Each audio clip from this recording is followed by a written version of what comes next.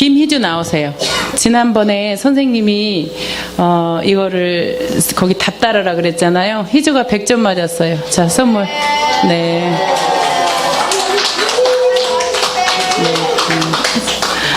은선이 언니가 그랬어요. 희주가 설교를 들은 지 처음으로 안 졸았다고. 들어가도 돼요.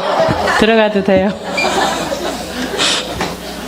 네, 저는 설교를 준비하면서 늘 중고등부 아이들이 떠올려요. 권사님들도 떠올리지만 어떻게 하면 우리 아이들에게 이 성경이 감동이 되어서 기억하게 할까. 내 능력이 아니어서 그렇게 또 제가 애를 쓰다가 또 내 능력으로 할 수 없는 일이구나. 그리고 또 기도를 또 하며 그렇게 말씀을 준비합니다. 오늘도 우리 윤기랑 우리 은선이랑 우리 희주랑 학주랑 우리 학주가 수련회 때 선생님한테 1박 핸드폰을 압수당하고 3아웃을 당했어요. 한 번, 두 번, 세 번 계속 게임을 하다가 희주야 이렇게 좋은 시간에는 친구들하고 눈 맞추고 놀아. 저기 강물을 보면서 노는 거야. 돈 들여서 왔잖아. 근데 학주가 그 아픔을 겪고 새벽에 핸드폰을 받았지요. 네, 분명히 여러분 공부하는 데 있어서 우리는 만점 자세가 있어요. 아무 자세나 들어놓아서 공부하면 되죠. 공부 안 돼요. 오래 집중할 수 있는 자세가 있어요. 그래서 늘 자세에 관해서 얘기를 하는 것이에요. 어떤 무엇을 그 사람의 자세를 보면 그것을 대하는 태도를 알 수 있고 그것에 대해 얼마나 중요성을 두고 또 그것에 대해 얼마나 내 인생을 가치를 두는지 자세를 보면 알 수 있어요. 물론 100%는 아니죠. 에빙하우스라는 사람이 망각곡선이라는 책을 썼어요. 중고등부 또 초등학교 고학년에 학생이 있으신 분들은 이 에빙하우스의 망각곡선이라는 책을 꼭 사서 제가 우리 5학년들은 이걸 가지고 제가 공부를 시키도록 하겠습니다. 이 책을 제가 아이들을 학습법을 공부하면서 읽은 책인데요. 여기에서 이런 말이 나와요. 암기에 대한 부분을 이렇게 얘기해요. 모든 학습은 암기라는 종착역에 도달한다. 암기의 정의는 1년 뒤에도 기억하는 것이다. 암기에 이르는 가장 옳고 빠르고 유일한 방법이 있다면 그것은 반복이다. 이렇게 얘기를 해요.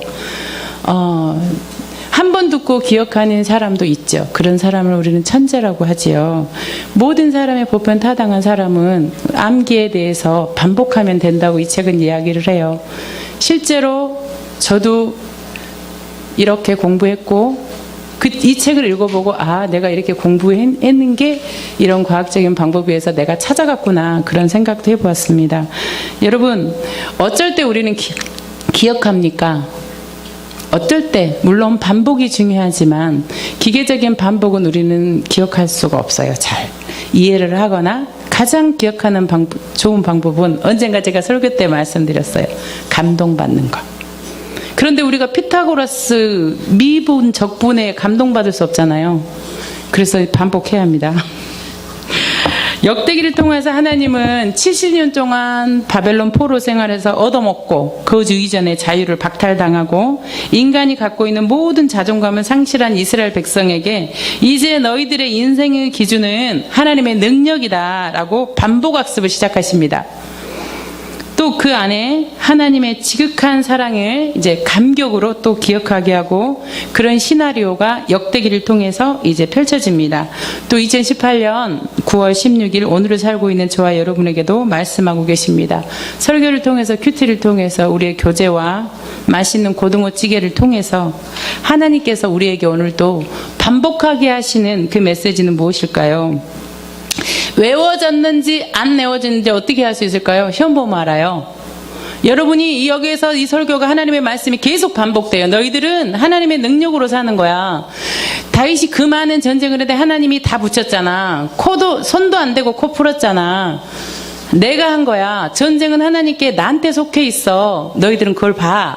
그래야 하나님의 능력을 모르는데 우리가 어떻게 가만히 있을 수가 있어요? 난리를 쳐야죠. 내 힘으로 해야죠. 그런데 내가 잡고 있으니 너희들은 가만히 있을 수 있어. 너희는 가만히 있어. 주가 하나님 됨을 알지어다. 이거를 다 여기 앉아서 다 듣는 것 같고 다 이해하는 것 같지만 시험 보면 알아요. 인생의 순간에 딱 위기의 순간에 부딪히면 그게 다 드러난다고요. 모든 티백이 다 똑같은 것 같지만 뜨거운 물 부어보면 거기에 녹차가 들었는지 홍차가 들었는지 자스민차가 들었는지 다 나온다고요. 그래서 우리는 다시 외웁니다. 아, 내가 이게 부족하구나. 그러면서 하나님은 계속 반복합니다. 여러분의 삶 속에 그거를 실천하지 않으면 우리가 무엇을 모르는지, 무엇이 약한지, 내가 어쩔 때 훅 가는지, 내가 어쩔 때 뚜껑이 열리는지, 내가 어쩔 때 이성을 잃은지, 내가 하나님 뜻과 전혀 상관없이 사는지 여러분의 삶 속에서 그걸 실천하지 않으면 모른다는 말입니다.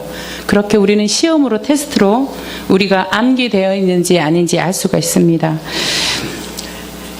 역대기 초짜들은 잠이 안 오면 마태복음 1장을 읽지만 우리가 교회에서 좀 된 사람들은 잠이 안 오면 어디를 읽는다 그랬죠? 역대상 1장부터 아주 9장까지 그냥 족보가 쫙 나와서 그렇게 잠이 올 수가 없어요. 네, 그렇게 하다가 15장에 어떤 이야기를 나오냐면 다윗이 그동안은 하나님이 실제 계신가? 그런 물음표가 있었어요. 그런데 뭘 15장에 어떤 이야기가 나오면 언약궤, 20년 동안 길르앗 여아림에 방치되어 있던 언약궤를 갖다가 딱 예루살렘에 갖다 놓으면서 아, 이제 하나님 우리와 함께 계시구나. 그때는 이렇게 구약 성경이 없었던 시대예요. 언약궤를 보면서 야, 이 언약궤 하나님의 임재를 상징하는 그 언약궤를 보면서 하나님이 실제 계시는구나. 이제 그걸 알아요. 그래서 그 하나님의 실존을 기뻐하면서 막 뛰죠. 바지가 벗겨지면서 막 뛰죠. 그 다음에 16절에는 번제와 화목제를 드리고 나서 다윗이 뭘 하죠? 백성을 축복하며 음식을 나눠주는 것으로 하나님의 실제 계심을 예배를 통해서 실천합니다. 삶 속에서. 그리고 17장에서는 이제 나단 선지자가 다윗의 족보를 싹 얘기해줘요. 야, 네가 하나님한테 처음 올 때 너 목동 아니었냐? 너가 막대기 들고 왔잖아. 그런데 하나님께서 너를 그런 양치는 목동을 데려다가 이스라엘 왕으로 삼고 너를 존귀하게 만들고 너의 왕조를 영원히 하겠다고 이제 약속했다. 그리고 나단 선지자가 다윗에게 얘기해서 다윗이 17장에는 뭘 하냐면 제가 그 역대상의 핵심장 17장 다윗이 막 하나님을 찬양해. 어떻게 나 같은 사람을 들어서 하나님 쓰십니까? 여러분 그 당시에 목동은 어떤 사람이었냐면요. 여러분 성전이 이렇게 딱 가잖아요. 그럼 다 성전 안으로 들어가는 게 아니에요. 이방인과 여자와 목동들은 이방인의 뜰이라고 안에서 예배도 못 드렸어요. 니네들은 거기 바깥에서 문 밖에서 예배 드려라 이거예요. 목동은 왜 그랬냐면 여러분 목동은 그 당시에 어떤 사람이었냐면요. 한번 얘기했죠. 제가 뭔가 나쁜 저 사람들은 분명히 나쁜 짓을 하고 다닐 거야. 모든 사람들이. 거기서 동성애, 그 다음에 이간질, 각 나라의 첩자. 왜 그런 걸 할 수 있냐면요. 목동이 한번 양떼를 몰고 이제 자기의 살던 집을 떠나서 풀을 찾아서 계속 움직여요. 여기서 풀을 다 먹으면 이쪽으로 움직이고 국경을 넣어놔두면서 이 지역의 소식을 이 지역에서 이 지역의 소식을 이 지역에서 돈 받고 이 지역에 유리한 소식을 돈 받고 이렇게 하는 역할들을 목동들이 많이 했어요. 다윗도 어릴 때부터 목동을 했죠. 자, 목동은 양치는 사람들은 옛날부터 그런 자들이었어요. 그런데 그 목동을 하나님께서 왕으로 쓰십니다. 그걸 나단 선지자가 얘기를 해요. 그리고 나서 감사 찬양을 드리고 나서 18장, 19장, 20절에서는 다윗이 모든 나라를 다 이겨요. 블레셋, 아말렉, 에돔, 아람, 모압 다 이겨요. 암몬 손도 안 대고 코를 풀어요. 아파트 사는 아파트마다 가격이 오르고 우리 애들은 과외 하나도 안 했는데 전교 1등하고 저기 처박혀 둬서 있지도 없는 한 평에 3,500원 하는 땅이 그린벨트 해지돼서 대박 나고 2등봉으로 막 군대에 들어갔더니 선임들이 다 말년병장이에요. 여러분 그게 뭔지 모르죠? 군대를 딱 들어갔는데 우리 목사님 절대 모르죠. 네, 군대를 안 가셨으니까. 자기가 딱 군대에 들어갔는데 자기 위에 자기보다 3개월 빨리 군대에 딱 온 애들이 12명이에요. 그러면 어떻게 되냐면요. 3개월까지 자기는 쫄자예요. 바닥이에요. 맨날 걸레 빨고 이런 걸 해야 돼요. 근데 군대를 딱 들어갔는데 다 말년병장들이에요. 그래, 말년병장이 뭐냐면 군대가 말년이라는 거예요. 1개월 뒤에 다 전역해요. 그러면 막 들어간 지 2달 만에 자기가 최고참이 되는 거예요. 걸레 안 빨아도 되고요. 컵 안 닦아도 되고요. 화장실 청소 안 해도 되는 거예요. 그 밑으로 쭉 애들이 들어오니까. 네, 설명이 필요합니다. 입사하자마자 상사들 모두 퇴직하고, 그리고 여자들은 밥을 정말 많이 먹는데 살도 안 찌고, 이런 일이 다윗한테 있었던 거예요. 자, 21장 1절부터 3절까지 읽겠습니다. 사탄이, 그런 다윗한테요, 사탄이 일어나 이스라엘을 대적하고 다윗을 충동했대요. 충동하여 이스라엘을 계수하게 하니라. 다윗이 요압과 백성의 지도자들에게 이르되 너는 가서 브엘사바부터 단까지 이스라엘을 계수하고 들어와 내게 보고하여 그 수요를 알게 하라. 요압이 아뢰되 여호와께서 그 백성을 지금보다 100배나 더하시기를 원하나이까? 내 주 왕이여, 이 백성이 다 주의 종 아닙니까? 내 주께서 어찌하여 이 일을 명령하시나이까? 어찌하여 이스라엘이 범죄하게 하시나이까? 자, 여기서는 다윗은 왕, 요압은 다윗이 돕는 다윗의 군대 장군이에요. 국방부 장관 정도 돼요.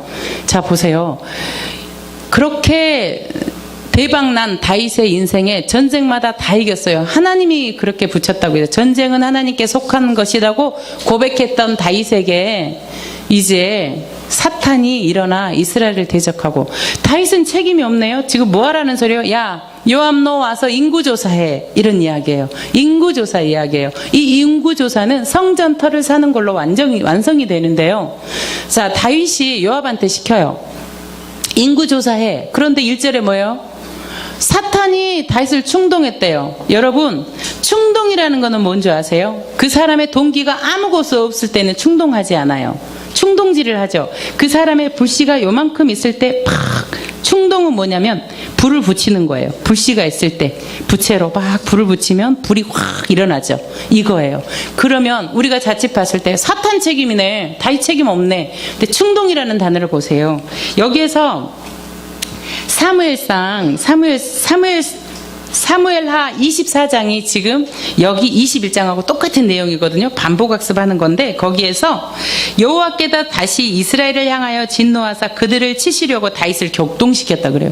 하나님 책임이네, 다윗에게 덮어 씌우는 거 아니야? 이렇게 해요. 그렇지만 충동은 그 안에 하나님이 수사적인 이런 표현인데, 그 말을 뒤집어 얘기하면 다윗이 그러한 동기를 발견하고 허용했다는 뜻이에요. 인구조사의 동기가 나쁘다는 거예요. 자, 봅시다. 여러분, 누구한테 물어볼까요? 권사님, 박우은 권사님, 인생의 경험상 언제가 위험한지 말씀해 주세요. 첫 번째, 위기 때 위험합니까? 잘 나갈 때 위험합니까? 잘 나갈 때 위험해요. 손정신 권사님, 인생을 많이 사셨는데 위기 때 위험합니까? 잘 나갈 때 위험합니까? 나정남 권사님, 잘 나갈 때 위험한 것 같아요. 위기 때 위험합니까? 위기 때가 위험해요. 아주 아싸란 양반. 네. 맹사부님, 인생이 위기 때 위험합니까? 잘 나갈 때 위험합니까? 둘 다 위험해요. 네. 우리가 어쩔 때 하나님을 바라봅니까? 위기 때도 바라보죠. 네. 그런 측면에서 잘 나갈 때가 위험합니다. 하나님을 바라보지 않기 때문이에요. 저 같은 경우는 잘 나갈 때 위험합니다. 그런데 중요한 건 제가 한 번도 잘 나갈 적이 없습니다. 자, 우리 윤기하고 우리 예은이하고 태주 사진이 있어요. 목사님 좀 이따 올려주세요. 지금 올려주셔도 돼요. 우리는 대한민국에 가장 큰 신문 3개가 있어요. 조중동, 조선일보, 동아일보, 중앙일보. 자, 약자들에게 손 내미는 미래의 발명활들. 2013년에 태주하고 예은이가 저걸 했어요. 저걸로 그냥 서울대 갈 줄 알았어요. 다 떨어졌죠? 네. 동아일보에 저렇게 대문짝만하게 나왔어요. 한참 여기 있었죠. 이만하게 나왔어요. 아주 크게. 자, 그리고 제가 월요일이니까 밤에 무엇을 검색하다가 시각장애인을 안내하는 AI 고2가 이틀 만에 저걸 만들었대요. 우리나라 저거에 관련된 사람들이 다 깜짝 놀랐어요. 윤기가 지금 뭐 갔대요. 네, 지금 갔어요. 오전 예배를 드리고. 근데 제가 이 한 줄, 저 헤드라인만을 딱 보고 이렇게 생각을 했어요. 이거는 우리 윤기밖에 할 수 없는데? 그리고 딱 넘어갔다가 다시 돌아와서 아니, 우리 윤기인 것 같은데? 그리고 딱 클릭을 해봤어요. 윤기가 저 자료를 저한테 보내준 게 아니었어요. 딱 클릭을 했는데요. 동탄고등학교 2학년만 나왔어요. 김윤기. 동명이인 아닐 거야. 계속 뒤졌어요. 우리 윤기 얼굴이 딱 나왔어요. 저게 윤기가요. 작년 겨울에요. 지네 엄마 아빠랑 유럽 가서 찍은 사진이에요. 저 사진에 제가 윤기가 저거를 18시간 만에 갑자기 생각해서 교회도 안 오고 저걸 했대요. 그래서 온갖 뭐 네이버 어디 뭐 알 수도 없는 그런 업체에서 윤기한테 엄청나게 전화가 온대요. 내가 너를 지원하겠다고. 그래서 목사님과 상의해라. 너는 어째서 도서관에서 이정용 목사님, 전사님이랑 황현 목사님한테 로봇을 배웠다는 말을 하지 않았느냐. 그래서 너무 교회에 그걸 알리면 너무 여기서 많이 몰려와서 우리 애들이 피해볼 거 얘기를 안 했다는, 네, 그런 얘기를, 저 어린이가 했어요. 자, 윤기는 우리 교회에 처음으로, 로봇 배우는 학생으로 왔어요. 근데 어느 날 너무너무 마음이 아프고 엄마가 넋놓고 앉아있는 아들을 보면서 너 어떻게 살래? 그랬더니 멀쩡하니 다니던 학교를 전학을 해야 되는 큰 사건이 있었어요. 우리 윤기의 위기가 있었어요. 근데 윤기가 엄마 나를 기흥온누리교회에 데려다줘. 그러면 내가 살 것 같아. 그래서 이 아이가 우리 교회로 왔어요. 저 아이는 제 친구 과학 선생님의 제자예요. 이렇게 그걸로 왔는데 왜 이 정평중학교 아이들을 이렇게 토요일마다 나와서 이렇게 말 안 듣고 정말 자기밖에 모르고 간식을 딱 사오잖아요. 그럼 우리 애들 놔두고 자기들끼리만 모여서 먹어요. 어떻게 그럴 수가 있죠? 그런 아이들을 어떻게 저렇게 할까? 엄마들은 더 가관이고요. 그런데 왜 저를 가르쳐야 할까? 늘 그런 물음표가 드는데 하나님은 윤기를 이곳으로 인도하시려고 그러셨나 봐요. 윤기가 남았어요. 그런데 그 윤기가 이제 예배자로 왔어요. 선생님, 왜 제가 이렇게 열심히 했는데 뭘 똑같이 해야 되죠? 윤기야, 똑같이 하면 안 되지. 목사님도 고생하고 교회 전기세도 냈고 송경림 권사님도 차에 태워다 줬으니 15분의 1로 나누자. 이런 대화를 늘 했던 그런 우리 윤기가 시각장애인, 여러분 태주와 예은이와 또 그 다음에 이 아이들이 바라본 대상은 약자예요. 그게 너무 감사했어요. 저 아이들은요, 그 시각장애인을 안내하는 로봇이고요, 청각장애인 보행 안내, 머리 감기 장치 뭐 이런 거였어요. 그리고 이 윤기도요, 시각장애인을 안내하는 이런 장치가 잘 모르는데 너무너무 놀랍대요. 자, 그래서 윤기에게 오늘 아침에 함께 기도하면서 윤기야, 잘 나갈 때 잘해야 돼. 너 지금 잘 나갔잖아. 서울대 떨어져도 하나님이 네 인생의 주인이셔. 그리고 사람 살리는 일을 꼭 그 기술로 해라. 네, 선생님. 이렇게 윤기가 했어요. 여러분, 사람이 위기 때보다 잘 나갈 때 위험해요. 맞아요. 다윗의 경우도 그래요. 사람의 마음들이 자신에게 옮겨지고 모여들고 그렇게 나라로 거의 안정을 찾아 모든 게 내 손에 들어온다고 다윗은 생각했어요. 그런데 무슨 짓을 하고 있죠? 인구조사를 해요. 인구조사가 나쁜가요? 우리도 통계청에서 인구조사 하잖아요. 그렇죠? 아주 샅샅이 하죠. 학벌까지. 그래서 국가의 기본적인 모든 정책을 세우는 기본 자료로 써요. 인구조사 자체는 나쁘지 않아요. 민수기 26장에서 이스라엘 지파들에게 땅 분배를 위해서도 했고요. 그 다음에 역대상 23장에서 성전 건축을 준비하면서도 레위 자손들의 조직 정비를 위해서 했고요. 역대하 2장에서는 성전 건축을 하면서 했고요. 출애굽기 3장에서는 속전세, 성전세를 걷기 위해서 인구 조사를 합니다. 그런데 유일하게 이 다윗의 인구 조사가 끝난 다음에 하나님이 엄청 화를 내셔서 인구를 7만 명을 죽이세요. 전염병으로. 인구에 7만 명이면 그 당시에 이스라엘의 10분의 1을 죽인 거예요. 여러분, 2015년에 메르스 사태 때 메르스에 당신은 메르스가 걸렸습니다 하고 확진 판정을 받은 사람이 186명이에요. 그런데 거기에서 죽은 사람은 38명이에요. 그런데 온 나라가 난리가 났죠. 마비 상태였어요. 정말 그 공포는 이루 말할 수가 없어요. 매일 최수영 권사님하고 머리를 맞대고 도서관 문을 닫을까 열까 닫을까 열까 뭐 맨날 그랬었어요. 근데 목사님이 여세요. 그래서 여섰어요. 애들이 학교까지 문을 닫았는데 어디 가냐고 그래서 했어요. 우리 아이들이 안 걸려서 참 감사했어요. 그런데 뭐든지 내 손에 권력이 모아지고 들어올 때 위기가 옵니다. 사울에게 쫓겨서 들판에서 자고 밤에 별 세다가 잠자고 동굴에서 자고 여우도 쫓겨나고 그럴 때는 하나님 손들고 찬양했어요. 별 청청 떠있는 별을 보면서 이제 이슬을 맞을 때도 주옥 같은 시편의 시를 통해서 하나님과 가장 밀접하게 밀착해서 가장 큰 은혜를 경험했던 때예요. 내가 산 집만 가격이 떨어지고 내가 산 땅은 다 맹지고, 맹지가 뭔지 알죠? 땅이 엄청 넓은데 들어갈 길이 없다네요. 맹사부님이 이러셨어요. 네네네네. 내 애들은 과외를 해도 맨날 그렇고 수행평가는 맨날 또 다시 제출하고 뭐 그래요.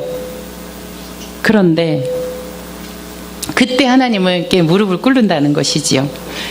자, 인구주사를 누구에게 시킵니까? 요압에게 시켜요. 여러분, 요압은 누구냐면요, 다윗의 큰 누나 아들이에요. 그래서 그 요압은 아주 다윗의 친구처럼 다윗을 아주 옆에서 보좌하는 그런 국방을 책임져요. 그런데 요압은 다윗에게 정말 충실한 장군임에도 불구하고 뜨거운 감자예요. 얘는 삼국지에서 막 말보다 주먹이 먼저 나가는 사람이 누구죠, 맹사부님? 네, 장비. 이분의 캐릭터는 장비예요. 그리고 위험한 해결사예요. 이 사람이 어떤 일이 있냐면 압살롬이라는 다윗의 아들이 있어요. 아비살롬.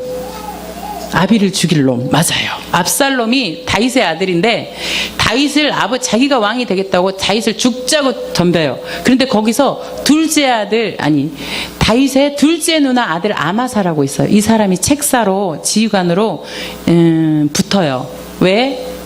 압살롬 왕 만들어서 자기가 한자를 하려고. 근데 그 아마사가 이종 사촌이잖아요. 요압이 죽여버려요. 가차 없이. 다윗한테 너 왜 죽였냐? 죽여야죠. 끝. 네, 이렇게 요압은 그래요. 그래서 무조건 돌격해요. 잔인해요. 주먹이 먼저 나가요. 그런데 이 요압이 그러니까 한마디로 말해서 뭔 생각을 깊게 안 한다는 거죠. 예. 그런데 이 요압이 다윗한테 얘기해요. 뭔 욕심이 그렇게 많아요, 왕? 백성이 지금도 많잖아요. 하나님 충분히 은혜 주셔서 당신 백성이 이렇게 많고 전쟁마다 이겼는데 뭔 욕심을 그렇게 부린대요? 왜 그것이 나한테 시켜서 이스라엘을 죄짓게 만드세요? 이렇게 얘기하는 거예요. 무대뽀적인 요압의 눈에도 돌쇠 같은 요압도 아는 이 내용이 말이 안 되는 명령임을 요압도 알아요. 그런 인구조사를 하나님이 기뻐하지 않으신다는 것을 누구도 안다는 거예요. 동네 똥개도 안다는 거예요. 그런데 그런 명령을 이스라엘의 범죄함을 다윗이 뭐 때문에 하는 걸까요? 왜 시켰을까요? 9절을 읽겠습니다. 여호와께서 다윗의 선견자 갓에게 말씀하여 이르기를 9절인가요, 목사님?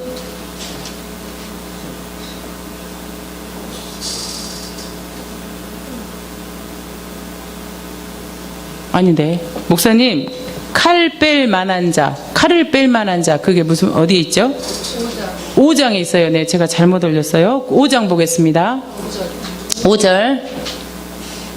뭐냐면, 요압 너는 가서 인구 조사를 하는데, 칼 뺄 만한 자를 계수해서 와라. 세서 와라.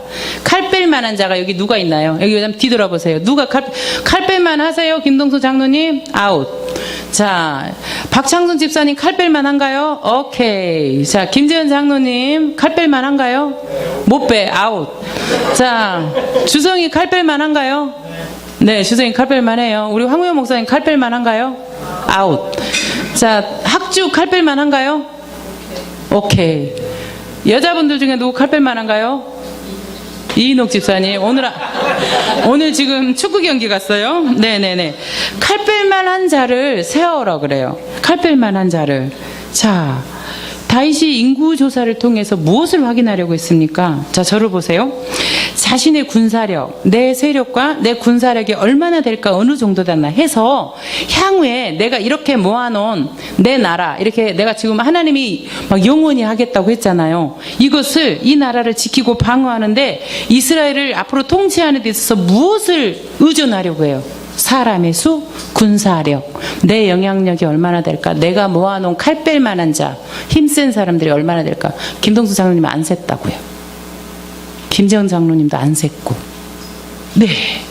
17장에서 너의 왕자가 다윗의 왕위가 영원하겠다고 약속을 받고 기뻐서 찬양했잖아요. 막 그랬죠? 하나님께 감사드렸잖아요. 근데 18장에서 20장까지 승전의 은혜를 주시고 하나님 붙이셨고, 그런데 하나님이 제일 싫어하는 두 가지를 해요. 크기, 내 힘, 내 영향력. 하나님은 문 밖에서 기다리시고, 내 영향력, 내 힘, 내가 한 나의 영역, 이것을 이제 의지하려고 합니다. 다윗이 하나님의 역사에 처음으로 데뷔할 때 뭘 손에 들고 데뷔했나요? 다윗이 목동이었다가, 자, 언제 데뷔하죠? 싸울 때 누가 나오죠? 거기 골리앗. 울산에 가면, 현대중공업에 가면 큰 기계가 있어요. 골리앗 위에, 그 골리앗이에요. 그 기계 이름이, 공식적인 이름이 골리앗이에요. 그 위에 앉아서 데모하죠. 무거운 거를 들려 올리는 골리앗이에요. 자, 그 골리앗과 맞설 때 물맷돌 하나, 그때 물맷돌은요 이렇게 무기였어요. 무기. 왜냐하면 늑대, 양을 물어가는 그 짐승들을 때려잡는 무기였어요. 시속 140km. 그리고 그 물맷돌은 여러분 왜 다윗이 갖고 다니냐면요, 여러분 그 맷돌이 뭐 하는 거예요? 나정남 권사님, 맷돌이 뭐 하는 거예요? 고추 가는 거 말고 이스라엘 김치 안 나와 먹었어요? 맷돌 뭐 곡식 갈죠. 예. 맷돌을 가지고 항상 들고 다녔어요. 그래서 곡식을 뜯어서 이렇게 갈아서 그래서 그냥 휴대용으로 갖고 다녔어요. 근데 그거를 다윗은 뭘로 쓴 거죠? 자기 양을 괴롭히는 늑대를 잡는 데 썼어요. 시속 140km라니까요. 자, 우리 양현종 선수가 몇 킬로 던지죠? 150km. 네, 양현종 선수 공 맞으면 어떻게 될까요? 네, 늑대들이 다 죽은 거예요. 그 당시에 다윗은 양현종 선수만큼 그렇게 던졌어요. 물맷돌을. 돌이라니까요. 이렇게 맷돌을 하는 돌. 그 돌을 이렇게 맞고 이제 죽었어요. 그런데 그 돌 하나로 역사의 무대에 들어갔어요. 막대기 하나하고 물맷돌을 가지고 골리앗을 때려잡았어요. 이거 사무엘상 17절에 어떻게 얘기하냐면, 전쟁은 하나님께 속해서 야, 이 할례 없는 백성아, 이만한 큰 골리앗을 보면서 자기가 이렇게 쬐깐한 소년 다윗이 너가 뭔데 하나님의 백성을 모욕하냐, 확 죽여버려. 그리고 돌을 던졌어요. 근데요, 죽었어요. 골리앗이. 그리고 역대상 20장에 그 골리앗의 동생까지 죽여요. 완전히 골리앗의 가문을 그 조그만 다윗이 아주 쓸어버리는 거예요. 그런데 그렇게 역사의 무대에 이제 등장을 했어요. 물맷돌과 그 막대기 하나를 들고. 그런데 전쟁은 하나님께 속했다. 하나님이 너는 칼과 탕창으로 나오지 나는 만군의 여호와 이름으로 나오거든. 너는 죽었어. 내 돌을 받아. 그러고 죽이는 거예요. 오랜 군인으로 정치인으로 살아가면서 계속되는 성전과의 이 고백을 상실해버려요. 참 불행한 일이죠. 전쟁은 이제 하나님에 속한 것이 아니에요. 이 이스라엘, 이 넓어진 땅, 이 나한테 다 속해서 나한테 굴복해진 이 모든 땅이 이제 나의 영향력으로 다스려져야 되는 거예요. 초심을 잃은 다윗이 생각하는 것은 자기의 이 뒷골목, 이 영역을 뭐라 그러죠? 그 뒷골목에 쓰는 단어. 자기의 영역. 네, 그거예요. 네, 나와바리가 얼마나 되는지 확인하는 거예요. 예배를 드리고 하나님의 백성을 살피고 축복하며 음식을 나눠주던 다윗이 한 영혼에게 이제 관심을 두기보다는 내 힘, 내 능력, 숫자에 내 영향력의 범위에 집중해 버리는 거예요. 최근 제가 받은 질문 중에 목사님한테 혼난 사건이 있었어요. 어떤 분이 저에게 교회를 개척하셨군요. 얼마나 되셨습니까? 네, 5년 됐습니다. 5년 정도 되고 있습니다. 네, 얼마나 부흥했나요? 제가 어떤 부흥을 말씀하시나요? 교인이 몇 명이냐 되는 거냐는 거죠. 재정 규모도 꽤 되겠네요. 그래서 제가 이렇게 대답했어요. 저는 그런 수준 낮은 질문에 대답하고 싶지 않습니다. 그래서 거기 분위기 싸했어요. 그래서 제가 목사님한테 그 얘기를 했는데, 너는 어째서 면접을 보고 오라 그랬더니 면접을 하고 왔냐, 이렇게 말씀을 하셨어요. 세상은 큰 교회에 다니는 것이 신앙 실력인 줄 알아요. 큰 교회 유명한 목사님의 멋진 설교를 들어서 내가 아주 믿음이 크다고 저도 그렇게 생각할 때가 많아요. 그렇지만 얼마나 말씀 따라서 엎어지고 넘어지면서도 하나님의 경륜 안에 내 인생이 움직이고 있음을 깨닫고 나아가는 것이 믿음이고 실력이죠. 크기 우상에 함몰된 모습들이 우리에게 또 우리 교회에게 얼마나 많이 스며들어 있습니까? 한 영혼의 가치를 잃어버리는 교회는 더 이상 교회가 아니죠. 우리는 학교에서 일터에서 우리 은선이 지금 계속 숫자를 가지고 대입을 이제 걱정하고 있습니다. 그렇게 숫자로 경쟁하고 사회 현상들도 그렇게 기록되죠. 여러분, 우리는 참 아픈 세월호라는 사건을 경험했어요. 그것을 가서 본 저희 아버지도 정신병에 시달렸고요. 이해가 되지 않아요. 저도 맹골차도 그 사람들은 왜 애들이 죽어가는데 우리가 명령만 내리쇼!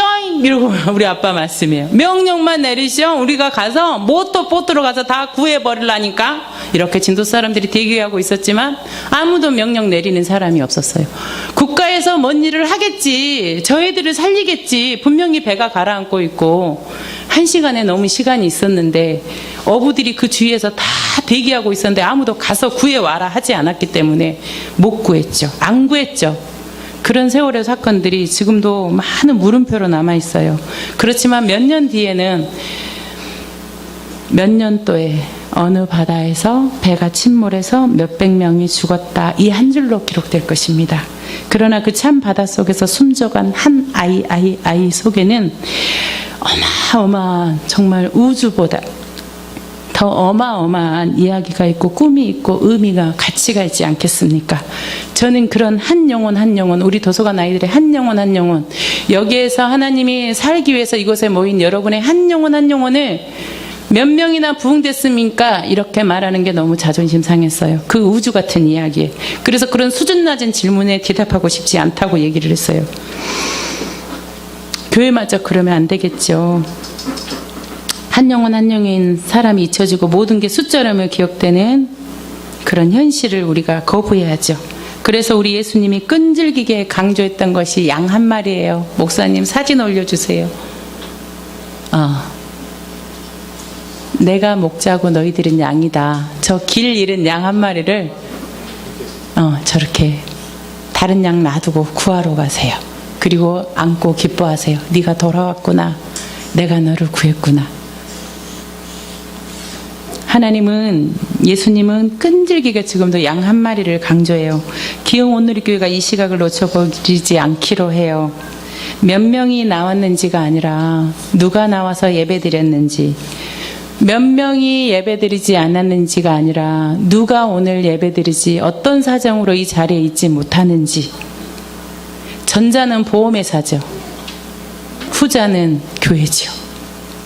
여러분의 성경적 가치가 바르게 서서 바른 믿음으로 이 가치를 우리가 함께 실어나가는 교회가 되기를 축원합니다. 8절 보겠습니다. 다윗이 깨달아요. 다윗이 하나님께서 이르되 내가 이 일을 행함으로 큰 죄를 범하였나이다. 이제 간구함나니 종의 죄를 용서하여 주옵소서. 내가 심히 미련하여 행하나이다. 하나님이 이스라엘을 치심에 다윗이 하나님 앞에 무릎을 딱 꿇어요. 그래서 9절에 이제 다윗 앞에 선견자 갓이 나타나요. 선지자를 통해서 하나님은 백성에게 말씀을 전하시죠. 가서 다윗에게 말해.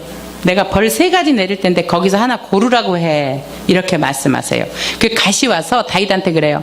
하나님이 있잖아. 너 죄 졌는데 3개 중에 고르랴. 그렇게 얘기를 해요. 첫 번째, 7년 기근. 11장 보겠습니다.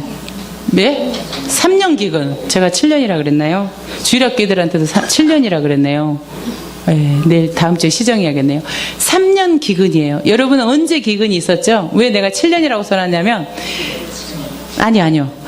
제일 처음에 심한 기근이 있었어요. 이스라엘에 기근이 7년이 왔어요. 그래서 다 어디로 들어가요? 애굽으로 종살이할 요셉이 다 데리고 가잖아요. 그때 7년 기근이 있었어요. 그래서 먹을 게 없어서 애굽으로 들어가요. 네, 그때 그 기근이 3년 기근이 있었고요. 기근이 있고요. 그 다음에 3개월 동안 적군에게 져서 너가 쫓겨다니는 벌이 있고요. 세 번째 전염병에 1번, 2번, 3번이 있었어요. 그래서 13절 보겠습니다. 내가 택하라 그랬어요. 13절. 목사님 13절이요.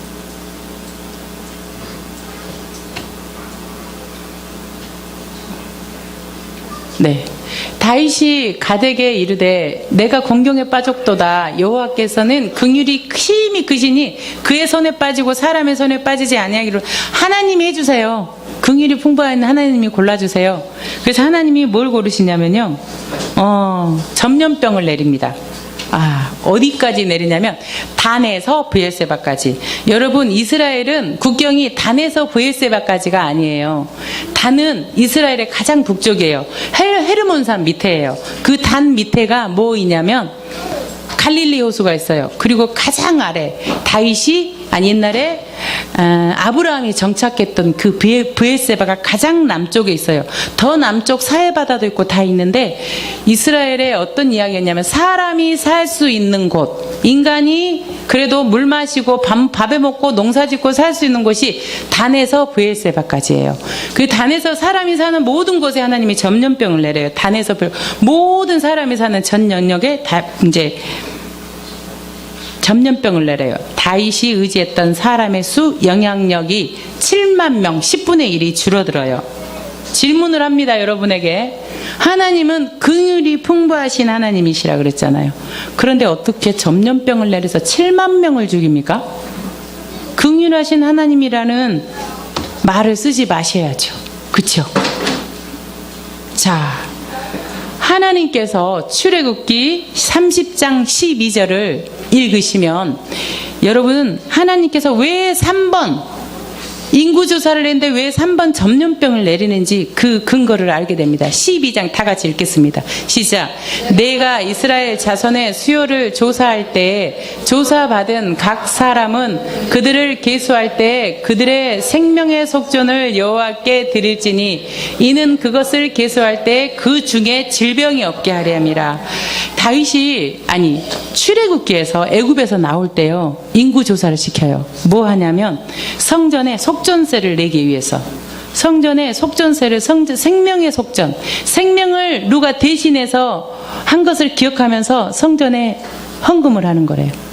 누가 우리의 생명을 살게 해줬으니 그거를 기념하고 대신하기 위해서 돈을 내는 거예요. 그러면 질병을 없게 한다고 하셨어요. 16절. 너는 이스라엘 자손에게 속전을 위하여 회막 봉사했으라. 이것이 여호와 앞에서 이스라엘 자손의 기념이 되어서 너의 생명을 대속하라. 이게 뭐예요? 기념이 뭐예요? 출애굽기 할 때 어떤 사건이 일어났나요? 6월절 어린 양 사건이 있었죠. 장자가 다 죽었어요. 출애굽할 때. 그래서 하나님이 뭐라 그랬어요? 어린 양을 잡아서 그 피를 문설주에 바라라. 예수 그리스도를 예표하며 이 문설주에 바른 사람은 죽음이 그 집을 넘어갔어요. 그래서 죽지 않았어요. 그래서 그 어린 양, 누가 나를 대신해서 죽었구나, 하나님이 그렇게 하셨구나, 그거를 기념하기 위해서 성전세를 내게 하기 위해서 인구조사를 했어요. 그런데 이 용도는 회막 봉사에 써라. 모든 인구조사는 백성을 살리는 일, 즉 예배하고 성전을 세우는 일에 하나님은 인구조사를 시켰어요. 이스라엘 자손의 기념이 되어 너희의 생명을 대속하는데 인구조사를 시켰어요. 인구조사는 민수기에서는 백성들이 광야 생활의 땅 분배, 그리고 예배, 성전세, 성전 건축, 역대하 이런 일을 위해서 시켰어요. 백성들과 하나님께 드리는 예배, 성전 짓기 위해서, 성전을 위해서, 예배를 위해서 인구조사를 시켰다는 거예요. 그런데 뭐 했어요? 다윗은 하나님 앞에 백성들의 예배를 위해서 생명을 대신해서 대가를 지불한 6월절 어린 양 사건을 기억하며 기념되는 생명의 속전세를 내기 위해서 인구조사를 한 게 아니라 자신의 영향력을 알기 위해 숫자에 의지한 교만한 마음을 했기 때문에 출애굽기 3장 12절에 인구조사를 했을 때 그것을 계수했을 때 그들 중에 질병을 없게 하려 함이라. 이것을 어긴 거죠. 그래서 하나님이 질병을 내리신 거예요. 이해가 되시죠? 15절 17절 함께 읽겠습니다. 하나님이 예루살렘을 멸하러 천사를 보냈더니 천사가 말하려 할 때 여호와께서 보시고 이 재앙을 내림을 뉘우치사 멸하는 천사에 이르시되 족하다. 하나님이 천사한테 하지 마라. 이제는 내 손을 거들어 그냥 칼 들여. 그때 여호와의 천사가 여부스의 사람 오르난의 타작마당의 곁에 선지라. 다윗이 이게 딱 보니까 천사가 그 타작마당에 오르난이라는 여부스 족속이 있어요. 예루살렘에. 타작마당에 이렇게 서서 이제 예루살렘을 명하려고 했어요. 그래서 다윗이 엎어져요. 16절 17절 엎어져서 뭐라 하냐면 하나님 내가 그랬잖아요. 내가 그러니까 나랑 우리 아버지 집을 치시고요. 백성들 살려주세요. 백성 저에게 벌 주세요. 백성들이 죽어가는 것을 보면서 다윗이 얼마나 이 일이 심각한지 알게 된 거예요. 하나님의 능력으로 막대기 물맷돌로 시작한 인생을 기억한 거예요. 18절에 그러면 제단을 쌓아라. 예배를 드려라. 하나님께 의지하라. 내 수에 의지하지 말아라. 내 수를 버려라. 네 영향력을 버려라. 그래서 이제 제단 쌓는 이야기가 시작이 되는 거예요. 여러분, 원래 가나안의 토착 민족이 여부스 족속이었어요. 다윗은 예루살렘에 들어갈 때 원래 다윗이요 7년 동안 헤브론에서 왕을 이스라엘을 통치했어요. 그리고 나중에 이제 예루살렘으로 들어가는데 거기서 원래 살고 있던 여부스 족속을 몰아내지 않고 그대로 뒀어요. 그 여부스 족속들이 그 지금의 성전터에서 살고 있었어요. 그게 오르난의 타작마당인데 이 타작마당은 여러분 타작마당 설명 안 해도 되죠. 우리 아이들한테 설명했어요. 타작마당은 어떤 곳이냐면 제의가 시작된 곳이에요. 제의사를 지낸 곳이에요. 그 족속들이 이곳에 백성들이 다 모여서요.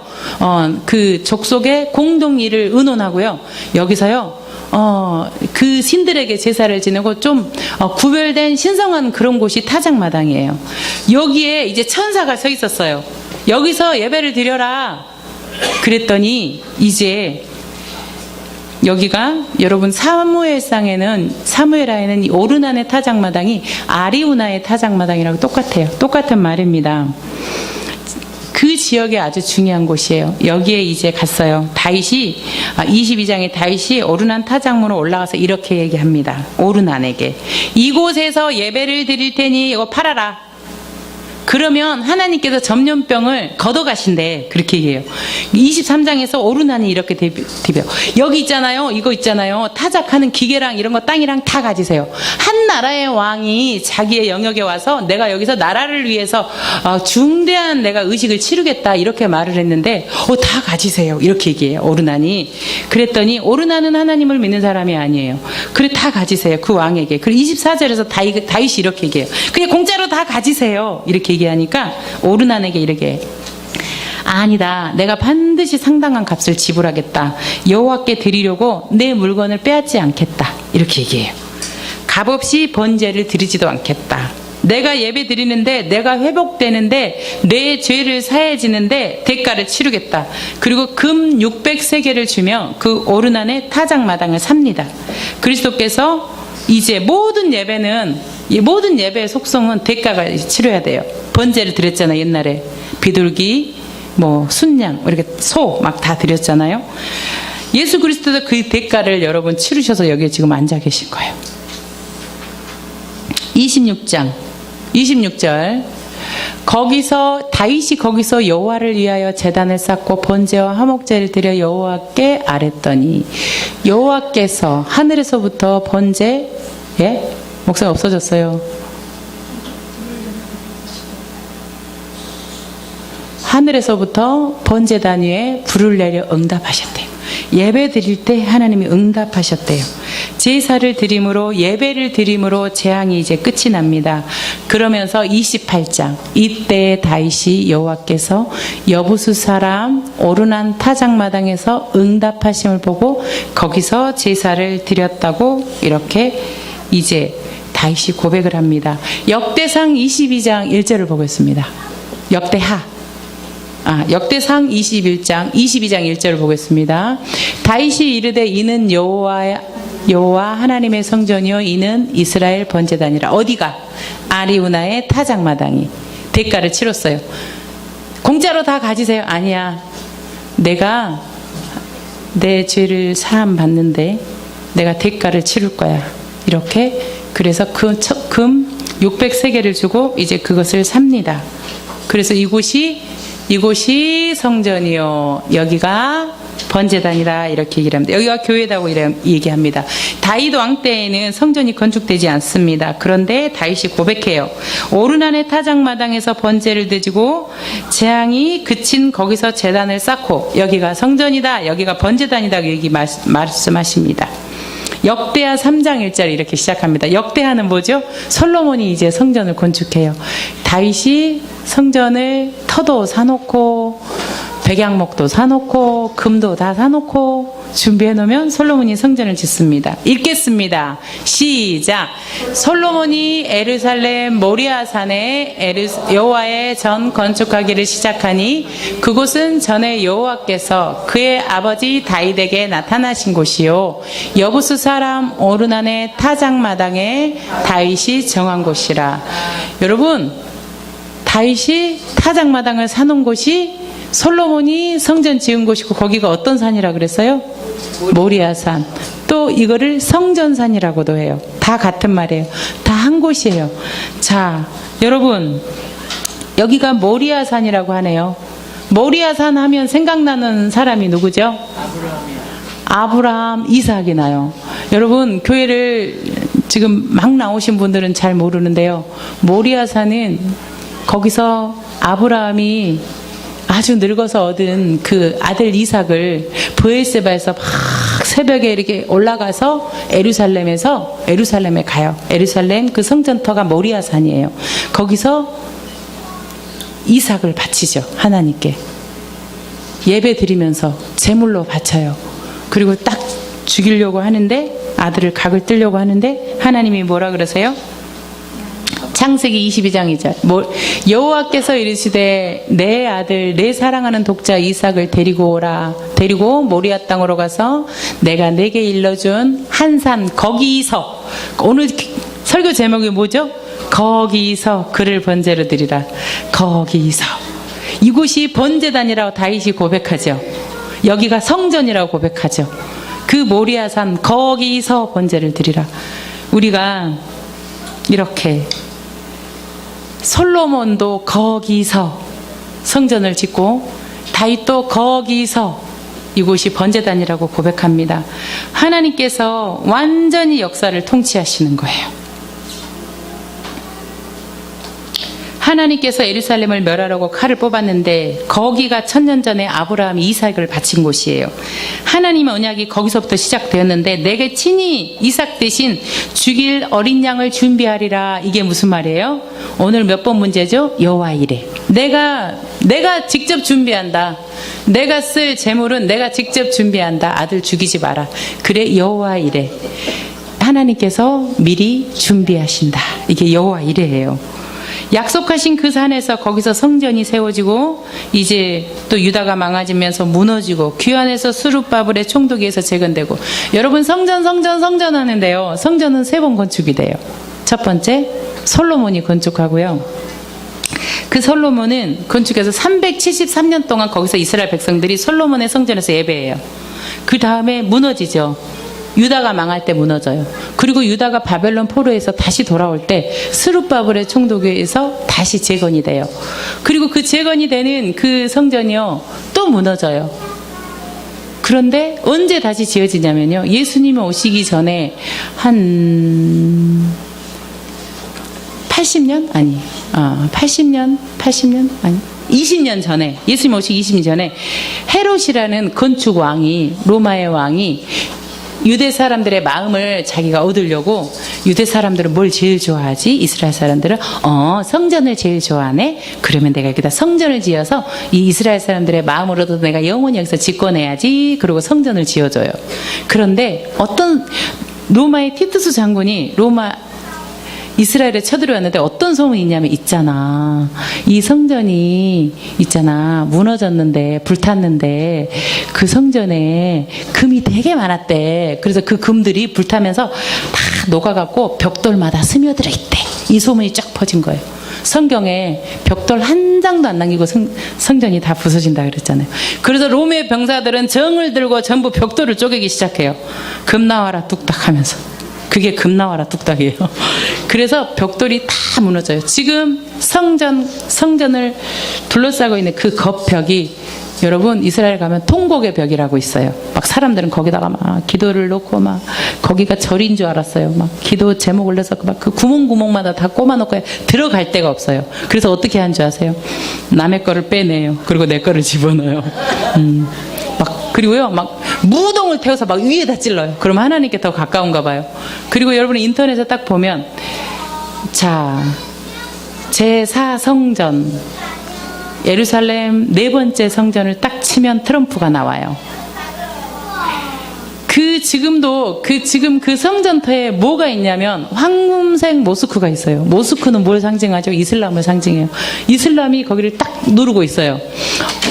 고고학자 한 명이 자, 이 성전터를 파면 엄청난 유물이 나올 거다. 그러고 지하로 파고 들어다가 걸려가지고 난리가 났어요.